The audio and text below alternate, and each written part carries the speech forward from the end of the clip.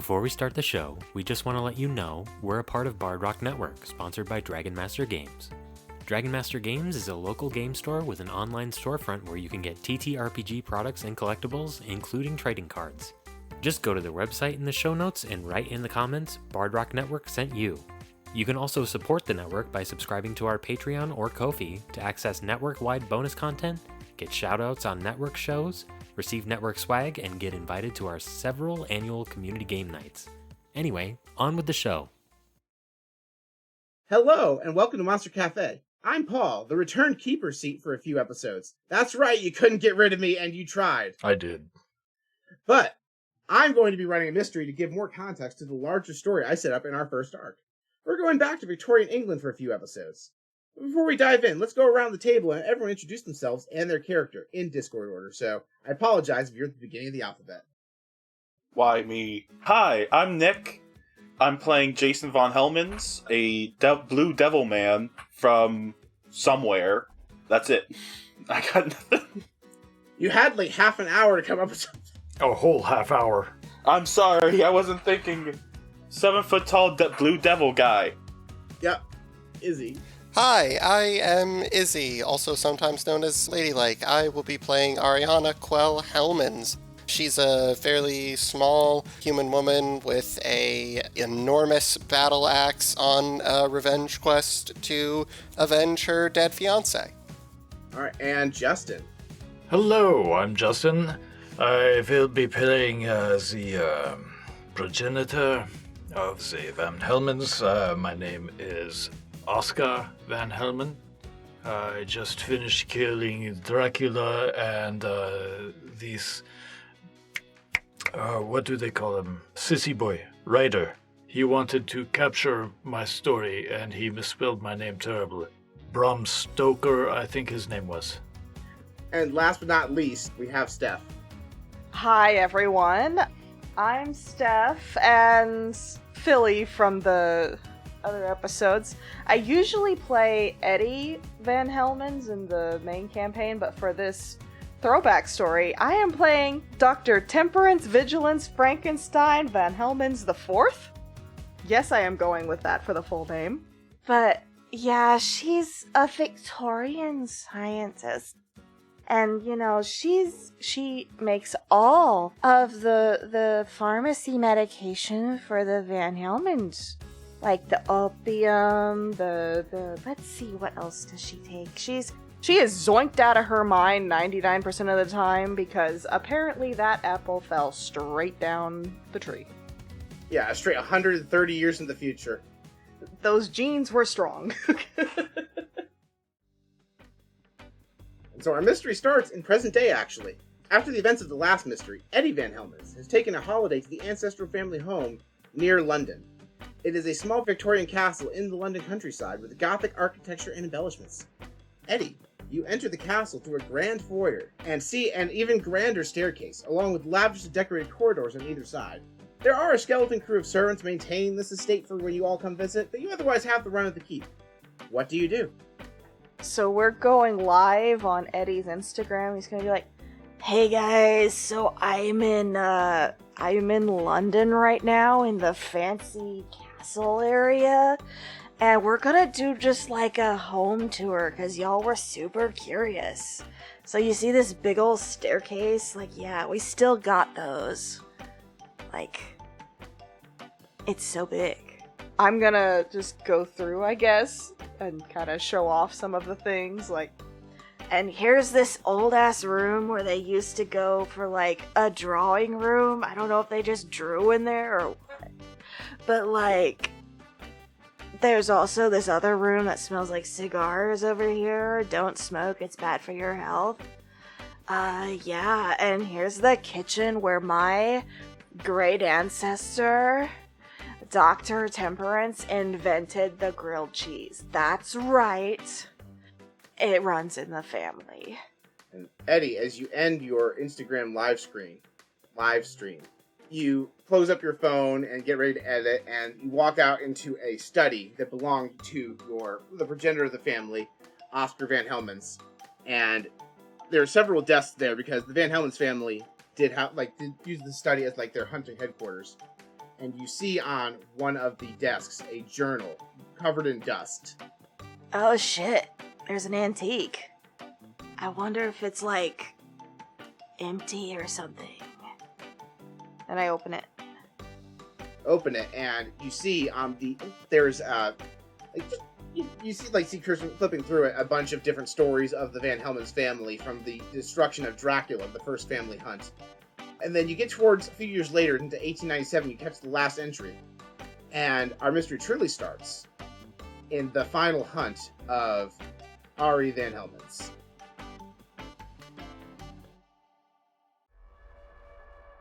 It is November 1897, and the news is riddled with strange disappearances under cover of the dense London fog.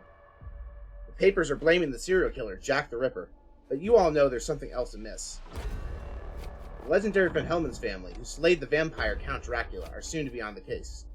The non-hunters in your family have recently embarked on a ship to the Americas, where they plan to settle in the American West, in the distant and exotic land of Utah. But you all have some stuff to sort out before you leave yourselves. As the scene opens in your castle, what are you all doing? I'm sitting at the table, and my feet, they hurt. So I'm leaning back in my chair at the dinner table, feet up on the table. And I am just relaxing. Eyes closed, hat over the face. Fantastic. Dr. Temperance is going to burst through those doors with a plate of hot bread with cheese in the middle and a strange vial in the other hand. I have made the best invention the world has ever seen, and also I brought you something for your feet. Here you go. Oh? And sets down the mysterious glass vial. And also, try this. Try this. It's so good you don't even need wine with it. You need wine with everything. Let's see. What did you give me? I hand you a grilled cheese and a mysterious vial. Well, smelling the vial, I would say there's a tincture, wormwood, some sugar to sweeten it, and this is absinthe. It's good for, like, sanitizing your guts, though, so you don't get germs. That's true.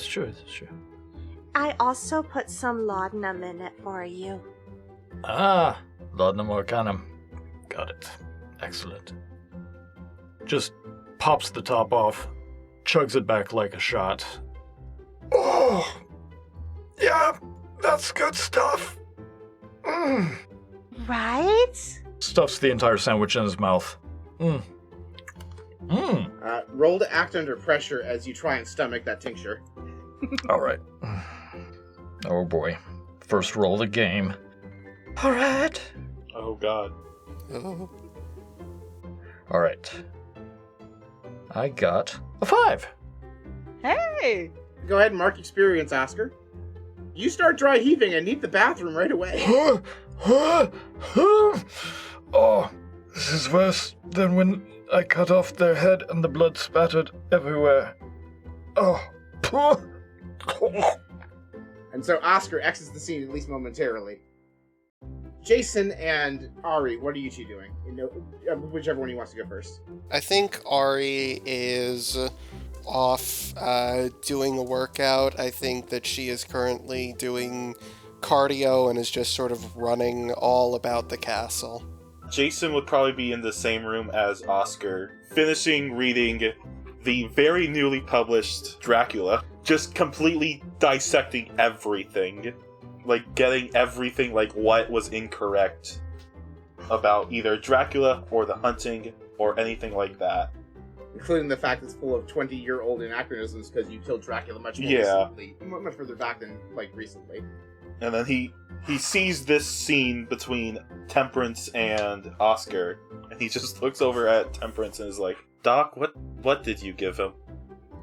I gave him something to help with his aura. It was so painful to look at, but now his aura is going to be so pink. Doc, his aura wasn't the issue. It was his legs.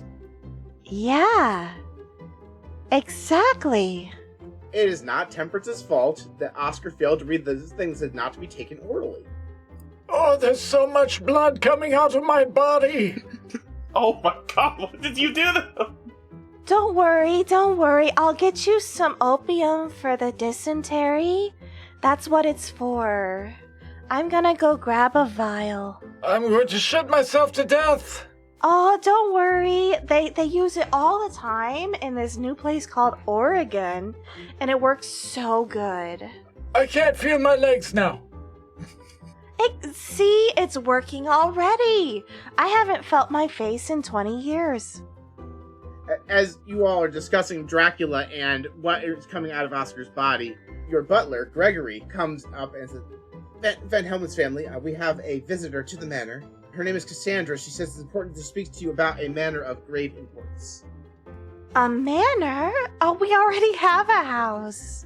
You silly old man. No. She's looking to ask you to investigate a paranormal situation. Alright. I'll go get Ari. Yeah. Tell her to. I just need to know what she did with the cocaine, because I think she might be using too much. She's already made a few laps. At this point, I think Ari just, runs by, sees everybody in the room, just hello. Hey, oh, good to see everybody is in here. How's everyone doing? Was actually about to get you. Hi, sweetie. You look so pretty today, and I'm gonna smush her face. Okay. Thank you.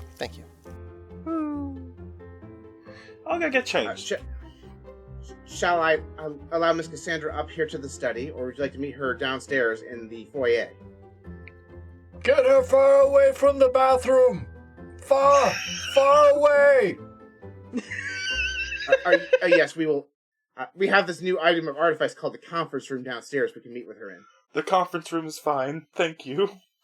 And so you guys go down, there's just a table with a bunch of chairs.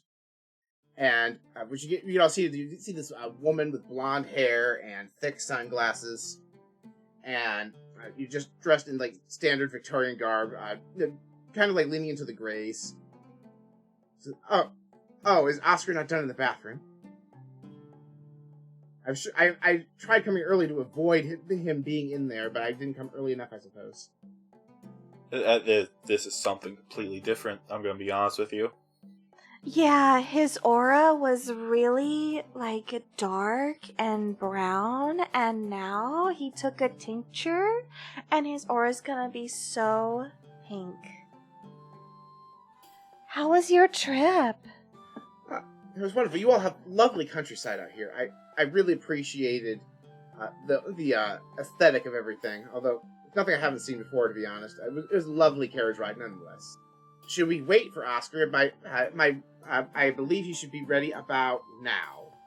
Actually, I'm already here. You notice as Oscar walks into the room, he's still wearing his semi-formal outfit just from the waist up. He is completely nude from the waist down, though. See? It's so pink right now. So pink. I see. I don't always get all the details quite right. I didn't see that part coming. Oh, are you one of those people that reads ahead in the book? I read ahead in a manner of speaking, yes, Dr. Temperance. Is there a shorter name I can call you? I know you have a very long name. Just Doc, maybe? Doctor? Doc works just fine for me. I spent 9 years in school. I am using that name as much as I can. Alright. Fantastic. So Doc, I am what you call a seer. I'm Cassandra, originally the Prophet of Delphi. And I'm here because I need your help tracking down my sister. But you're obviously a liar, because Cassandra was back in ancient Greece. Yes, I was. And seers don't age. Sometimes our sight can get better or worse. My sight's starting to go, but it's not quite gone yet. That's why I didn't know you'd show up without pants. Don't worry, we've got glasses now for that. What do you use to keep your face so gooey? I'm gonna smush her face too. It's part of the blessing that Apollo gave me when he made me a seer. So the blessing of Apollo, is that like... Yeah, the sun, it doesn't wear on my skin because he's a sun god, you know. Is it mercury, or like absinthe, or maybe asbestos? So it's asbestos then. I believe it's not asbestos, but just a bunch of bullshit. So, and Oscar walks around to the desk and sits down behind it so as not to have his dangly bits out. How can we help you? When I came to London, I came with my sister, she's also losing her sight. She had lost it many years ago. And thanks to a large amount of prayer and service to Apollo, and working with various mystics, we were able to restore her sight for many years. But unfortunately, it was starting to waver. She uses her sight more than I do, and that makes it go away. She went off into the London fog a few weeks ago and disappeared. I don't think the disappearances that are occurring are natural in nature. I don't think it's this Jack the Ripper fellow they mentioned in the papers. I think there's something more sinister afoot, but I can't see it. My sight is blind to what's going on here. Not a very good seer, then. We have something. We can make you glasses. I mean, I don't see very well either, so I just wear some spectacles. It's not that sort of sight, dear. It's with my third eye, the inner eye. I can put glass in you. That's no problem. Temperance. Yeah, it's Dr. Temperance. I went to medical school for so long. Yes, but you're a woman. So, Temperance, would you mind doing execute movement number 35, please? I take his chair and I flip it over so he lands square on his head. Not to me. Oh. Just trying to see if our guest has the gift. Now, if you'll excuse me, we're going to stand up. Do you need some help with that, dear? Like maybe from a doctor? No. If I need a wet nurse, I will get one. I'll cut to the chase, Van Helmen's family. I know that you are journeying to the mystic land of Utah. I can give you information on the future that would make sure your family's fortuitous continuation for many generations to come in exchange for finding my sister. Oh, do you know where the gold is? It's a sort of liquid gold, actually. Gold does turn to a liquid at a certain temperature, yeah. Yes. Are you familiar with petroleum? Yeah, I use the jelly a lot. Yes, well, there's a very large deposit of it in the land of Utah. And I can show you where it is. All I ask in exchange is find my sister. How much of a revenue would this procurement enable us? Are you familiar with Carnegie or Rockefeller, Ford? All very young men starting out in business, yes. You will be 10 times as wealthy as they are at the peak of their riches. You will live richer in 100 years than kings and queens live now. That sounds fair. Very well. When shall we start? So, is this going to throw a wrench into your vengeance plans, sweetie? I know you've been doing laps, but... It could be related. We could see.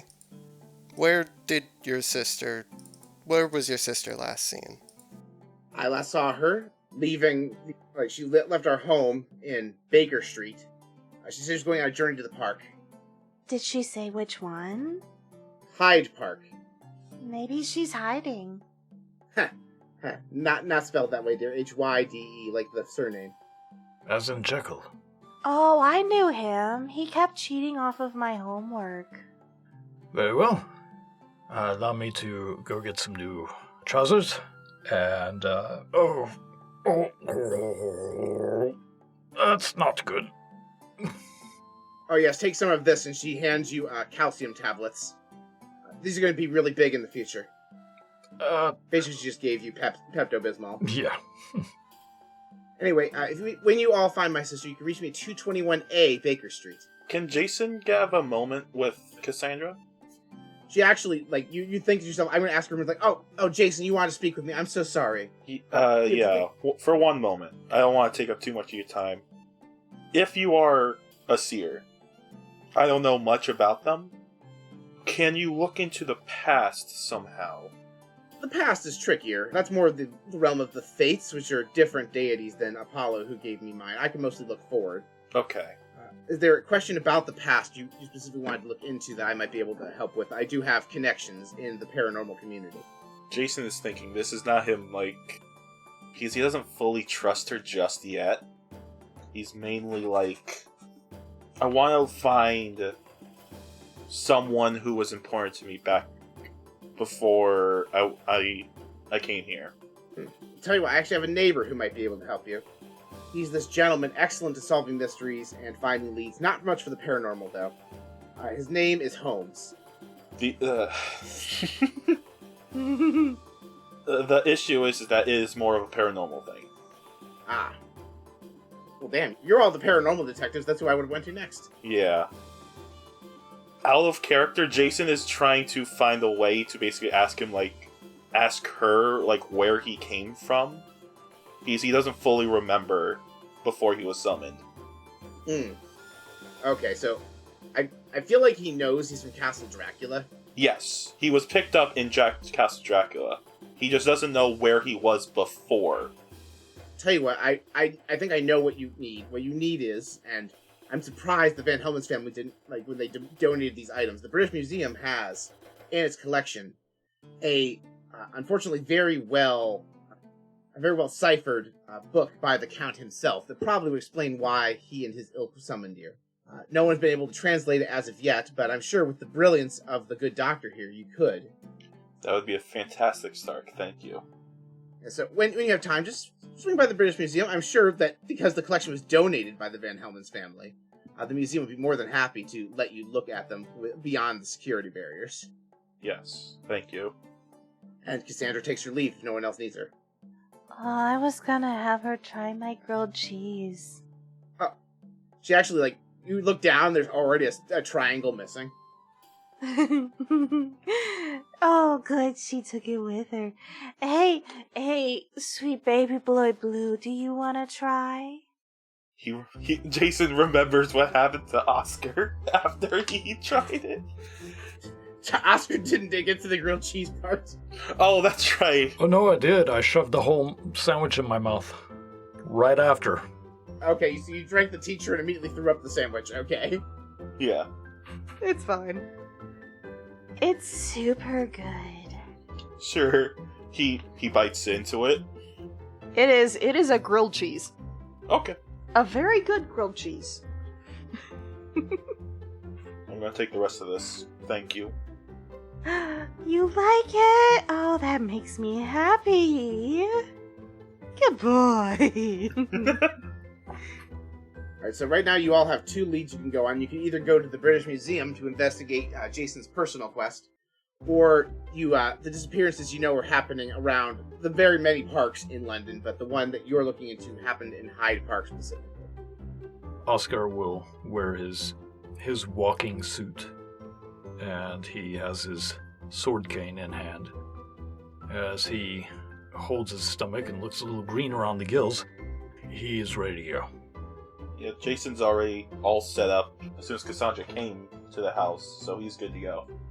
Ari probably changes out of her workout clothes and into, her more protective, sort of finer clothing, putting her enormous battle axe just sort of slung over her back. Alright, maneuver 42. Duck, try to trip. Temperance, roll to act under pressure not to get tripped. Temperance is so used to being off kilter and off balance that, she can trip. She's just gonna be fine. Yeah, so what did you roll for the audience? I rolled a whopping 11. Nice. Yeah, you're fine. Yeah, you just double dutch right over that ankle sweep. Good job. You remembered which one that one was. You're doing so good, Ari. Thank you. Your aura could not be pinker. I am still admittedly very confused what the colors mean, but I'm assuming that's a good thing. It is. Pink's the best color. I'm gonna be honest, she explained the whole thing to me. I'm still half confused. It's okay. You'll get there soon. You're a smart boy. If you're enjoying this and want to play yourself, head on over to evilhat.com to pick up a copy of Monster of the Week. When you do, enter code BARDROCK10 and you'll get 10% off your entire purchase. And if you liked us, well, here's a trailer for another Bard Rock Network show.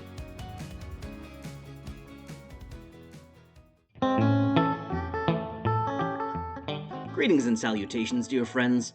Are you looking for a dystopian actual play? Maybe something with a little steampunk pizzazz? Listen to Blades in Paradise. Society collapsed, but our corporate overlords rebuilt it.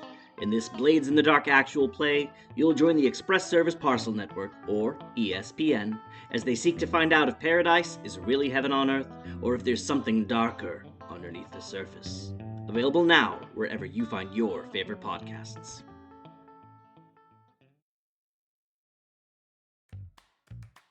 So how do you go about getting... You live in the countryside. Are you walking, taking a carriage, something more exotic? Horseback riding, the train. How do you getting to London proper from the nearby countryside? I would assume we would take our specialty vehicle. It's a new design. It's less carriage and more recreational vehicle looking, but it still has those very thin tires, so it gets stuck in the mud a lot. Mm-hmm. It also holds all of my lab equipment. For the audience, Temperance basically just built a proto version of the RV, whose original hubcaps have been transported to every version of the Van Helmon's RV for the next 130 years. Until that tragic fire.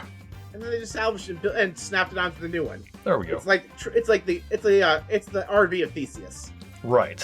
When does it stop being Theseus's? I don't know. Probably whenever it rubs off of the hubcaps. See, it's right there. I etched it in. It says Theseus. Yeah, so you go in there and Temperance presumably turns on this item of artifice called the siren so that everyone gets out of your way. It's literally Ari just screaming out of the sunroof. Out of the way! Everybody get out of the way! Anyway, so you all get to Hyde Park. By that point, it is early evening, the sun is setting, and the fog is rolling in. Unusual weather? It's unusual how standard it is. The road looks like the sky, which also looks like the road, which looks like the sky. That's fun. You're a very special person, aren't you? Yeah. Thanks for noticing. Since the day you were born. How sweet. My aura couldn't be any pinker. Yours is still brown. As you all have this conversation, walking away from your vehicle because it will not fit on the cobbled sidewalks of this park. That's gotta be a rough drive. Exactly. It would be a rough drive. You walk through a large Gothic archway, and on either side of it are two stone statues of angels with their hands clasped over their eyes. And you continue making your way forward. There are little gaslit lamps along the path as it gets darker. You hear the clip-clop of horse-drawn carriages riding on the cobblestones. A little easier, a little less bumpy. And you just see pedestrians going back and forth. Some like couples on dates. Some just people making their way, cutting through the park on their way home. But you don't immediately see any signs of danger. Would Cassandra have told us where, I assume not exactly where, but generally the location of where her sister was missing? She only knew that her sister was going on a stroll through the park. Okay. Just a recreational, oh, hey, I'm going out on a walk, I'll be back in 10. Probably, did this walk to the park all the time. So you have the park, but you don't know anything else, because Cassandra wasn't there. And you would know from experience, one of the lores about seers is they can't see the future of other seers or themselves. So, like, the more they try and peer on their own future or those of other seers, the blurrier it gets. Which is why she has no fucking clue where her sister happened, her sister beyond. I went to that park once. Okay. So, Keeper, Yes. I would like to roll Oops. And what does oops? For the audience. If you want to stumble across something important, tell the Keeper. Maybe I can find something important or useful, maybe pick up the trail somewhere. You just asked that, right? There's not like a rule associated with that? Nope. You're looking around and you find a cracked pair of sunglasses a few hundred yards into the park at the base of a fountain that have 4 more angel statues standing at the compass points around the fountain. So, They look similar to Cassandra's. I found these glasses. Takes a deep breath, smelling them. They smell of hormones. Fear, sweat. A little bit of... Take a lick of them. Yes. This person is extremely horny. I didn't think I put that much morphine in the tincture. I guess I did. Did I not teach you how to use all of your senses? Why do you think I can see auras? When hunting, you must use your eyes, your nose, your mouth, your ears, your phalanges. Okay, give him here. Yeah. So this is going to be a fun one. I have this lovely ability called the Doors of Perception that apparently by advanced psychological, pharmacological, or mental interface techniques, you may use magic with plus sharp instead of plus weird. You may choose one of these additional effects.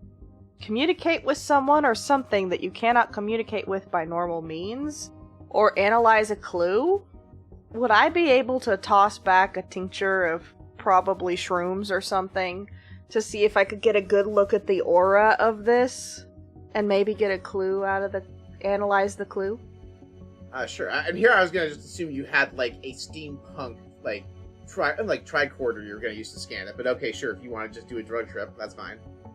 How else are you gonna see people's auras? With the power of science. All right, yeah. So go ahead. You slam your tincture, and then you're trying to find a clue. And I look at it, and it's got a strange red aura. I rolled an 11. Nice. All right. So what are your various holds and or other effects you get from this? It's like investigate a mystery, but now I know exactly what a red aura means. Okay, sure.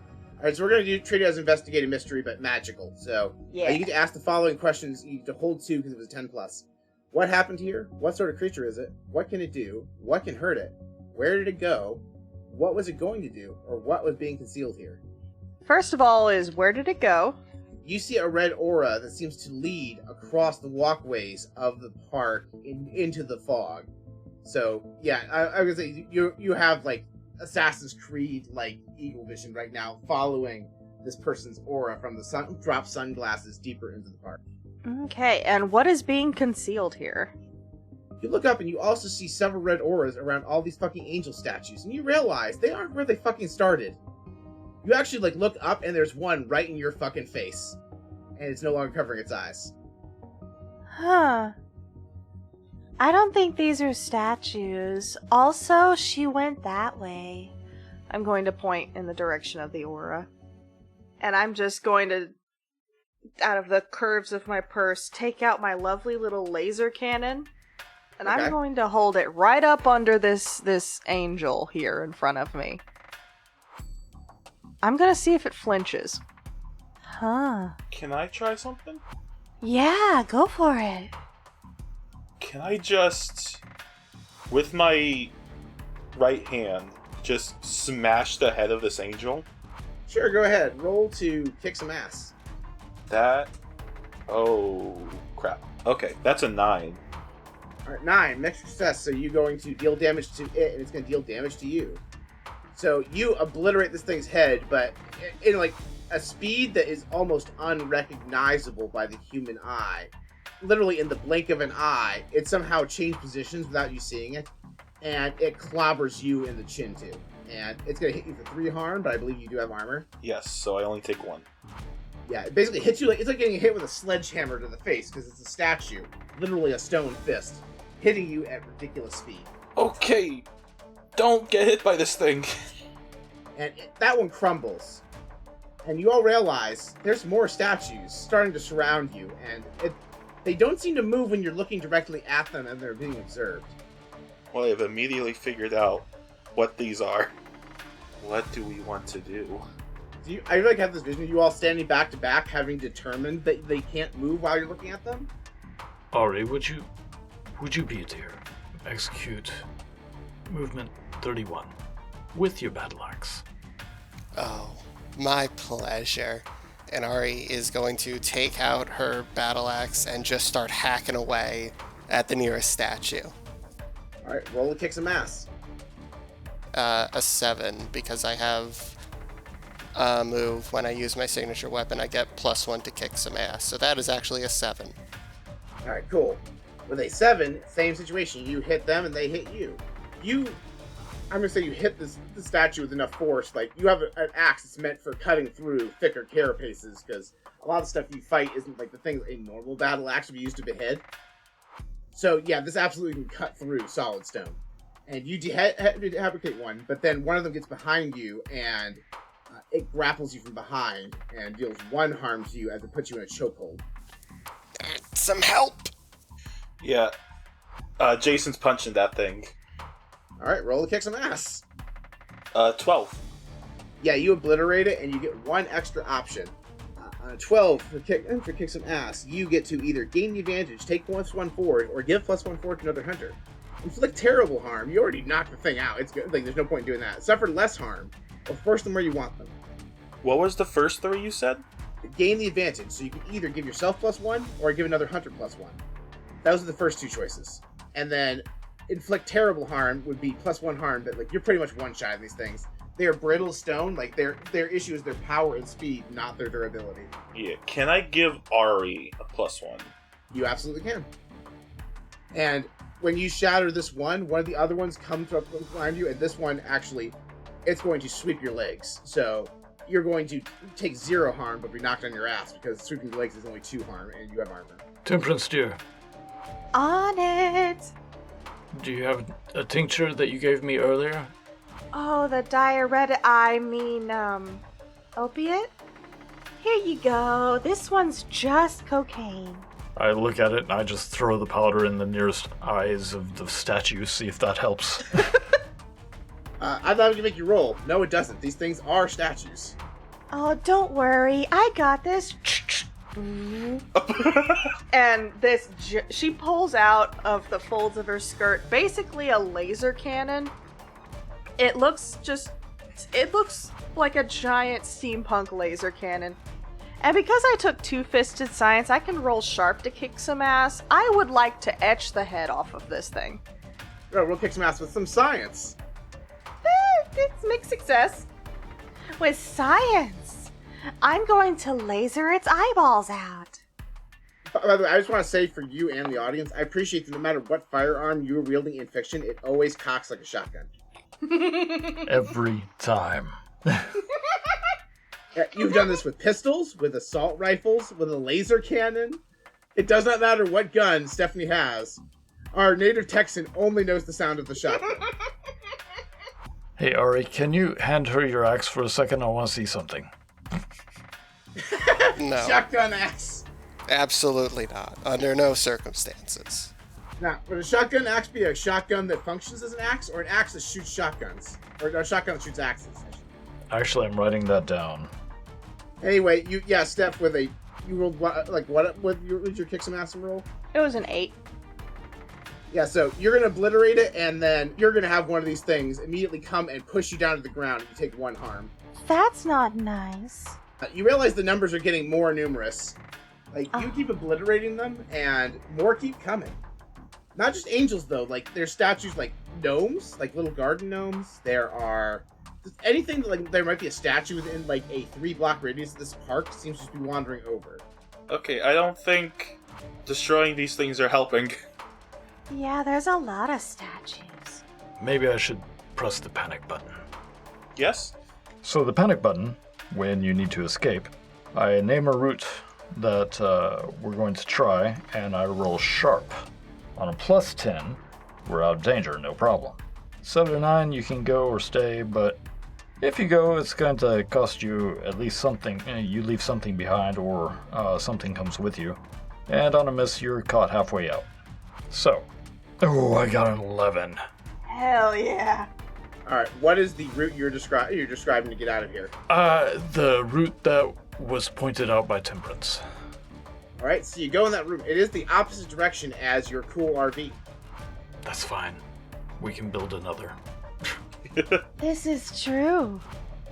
So you dash off and you realize, like, oh, these things move fast, but in short bursts. So as long as you keep moving, you can outrun them.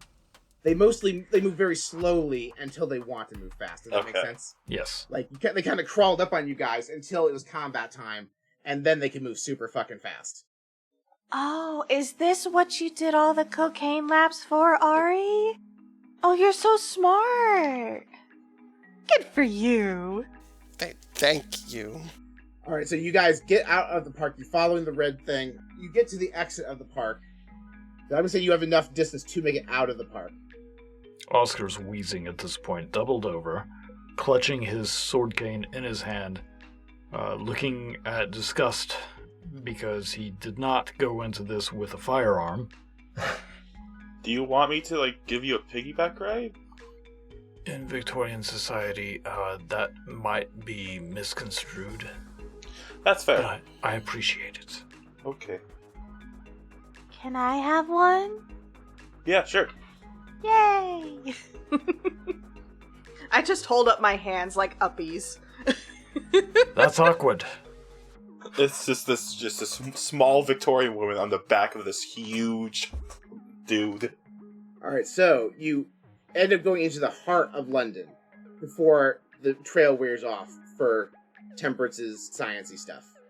I basically head about a mile east of Hyde Park into the city. You see no signs of statues, but you've also lost the trail. Well, this is not good. I have never been here. I am completely lost. That's okay. I feel like that all the time. And yet you soldier on with a smile on your face. That's the laudanum. Can I have some? Sure, here you go.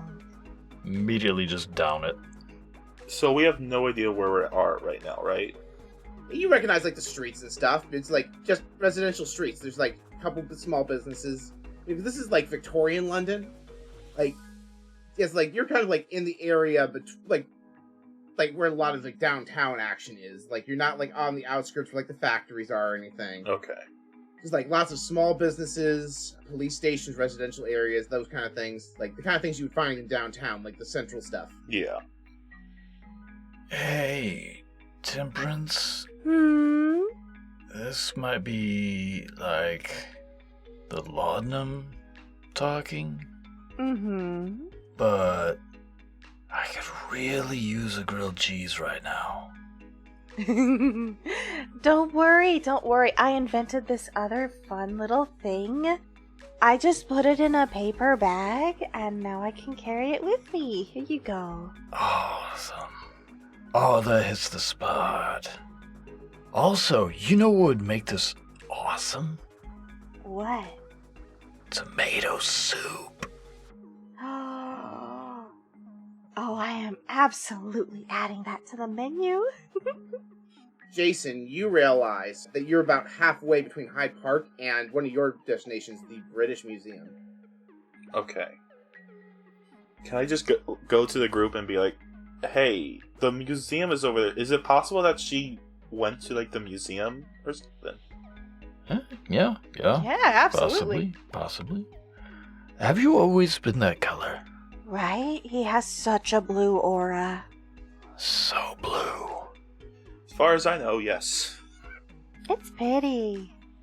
In true Monster Cafe fashion, while Stephanie's character is tripped up on drugs, and you guys are just standing awkwardly at a street intersection, a Scotland Yard constable lots of like, "Oh, you lot, no loitering in this area. There are families trying to sleep. Oh my god, that gentleman is huge."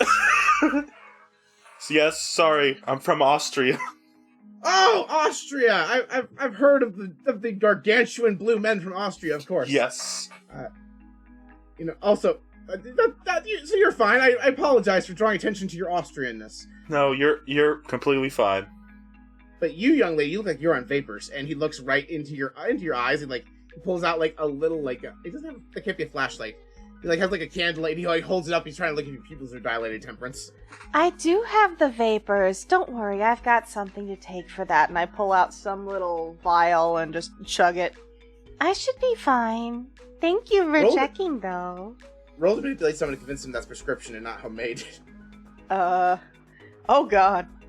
Can I help somehow? Please do. You can't, yes, roll to help. Oh, you're not getting much help from me. That is a 5. Alright, a 7 to 9, you would again plus help, but expose yourself to trouble or danger. With a 6 or less, technically not supposed to be consequences, but I feel like you should still expose yourself, so you go to like say something and you knock your hat off your head, and the guy sees big fucking demon horns. And he goes, "Oh shit!" and he runs away. The devil is in London! The devil is in London! Where? Yeah, we gotta move. Let's go move. Pull the sword out of my cane. Where? Believe he was referring to us. We are the devils. Oscar, I know you're high right now. Please don't make a scene. Well, I'm not going to make a scene. I'm just going to stab someone through the heart, and then... We don't need that either. Oh. The guy he was referring to is me, and I really don't want to be stabbed right now. Did you always have those horns? Yes. Oh, yeah. Sorry. You're completely fine. I can't tell if he's better high or worse. Honestly, it's kind of a mixed bag. Yeah, but it makes his aura green instead of its usual brown, and it's such an improvement. What does green mean again? I don't know. I think it means chill. Sounds about right. I am kind of cold. Okay, let's go to the British Museum, please. Oh, I love the British Museum. You've been there before because you donated a large collection of historical artifacts you've acquired from your hunts there. So you go in there and you get to go in like you own the place. The security guard's like, "Oh, it's the Van Helmens family. Please welcome to some of our museum's greatest contributors and benefactors. We're just getting ready to close for the night, but I'm sure you'd like a private viewing." So he flips a little sign on the door from open to closed. And he's like, the name is Larry, if you need anything. Larry, none of the night guard. Oh my god. Lawrence.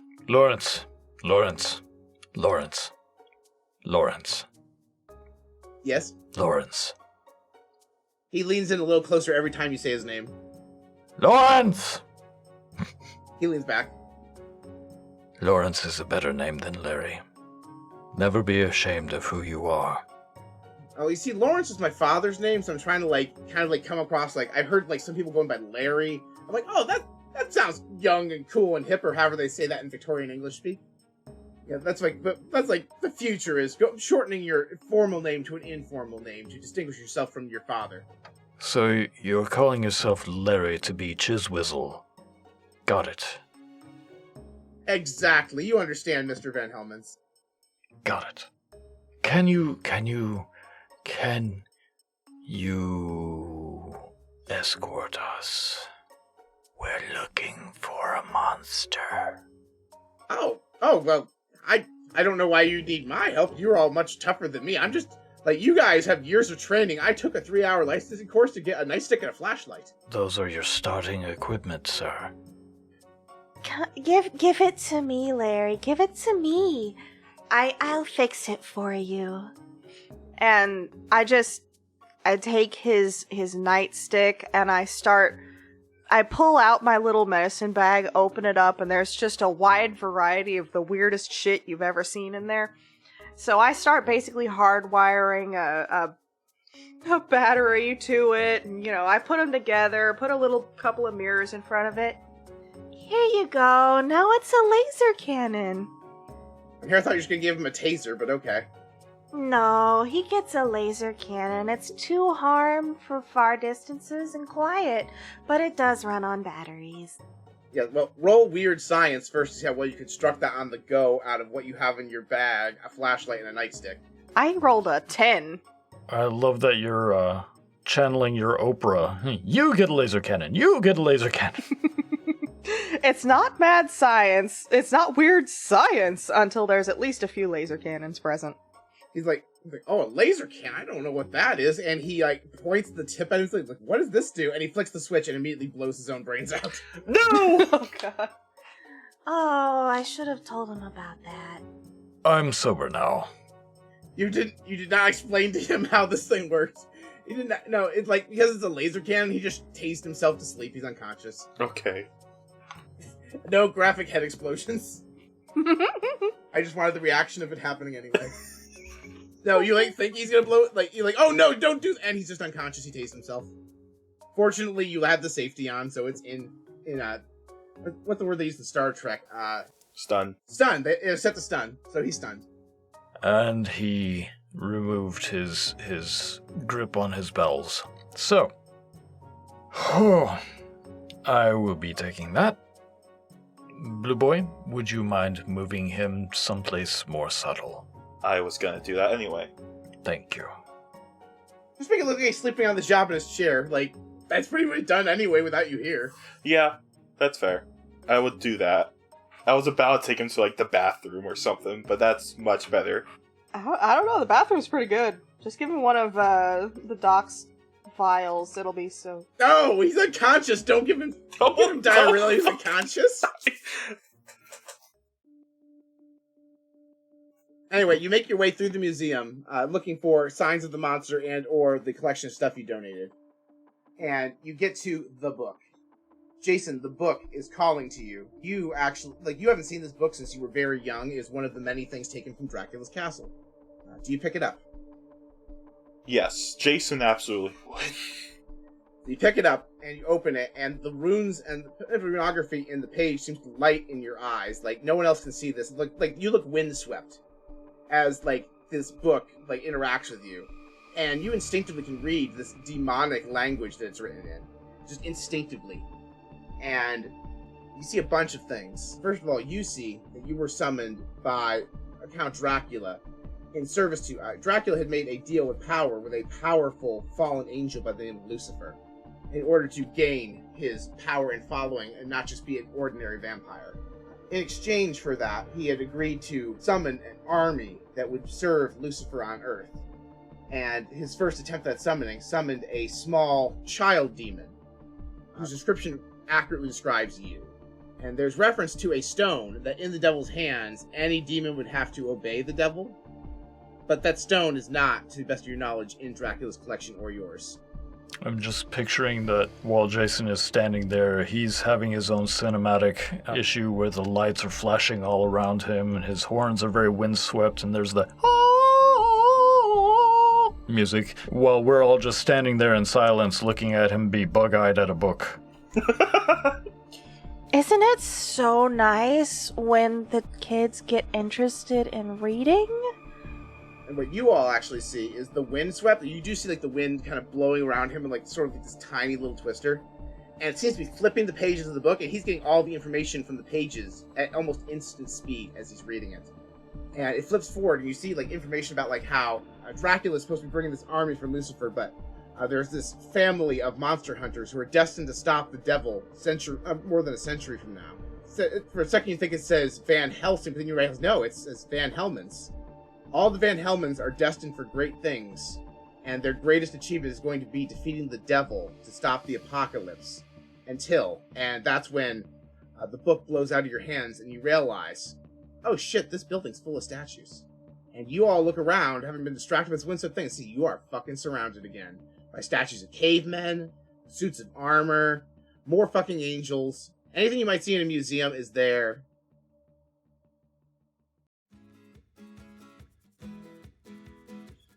Monster Cafe is a Bard Rock Network production. The Keeper was Paul Kinter. Oscar Van Helmons was played by Justin Langston. Ari Van Helmons was played by Izzy. Jason Van Helmons was played by Nick. And Dr. Temperance Vigilance Frankenstein Van Helmons IV was played by Steph. All their socials can be found in the show notes. Music courtesy of Storyblocks and Epidemic Sound. If you want to talk with fans of the show, hop in our Discord server linked in the show notes. Now then, until next time.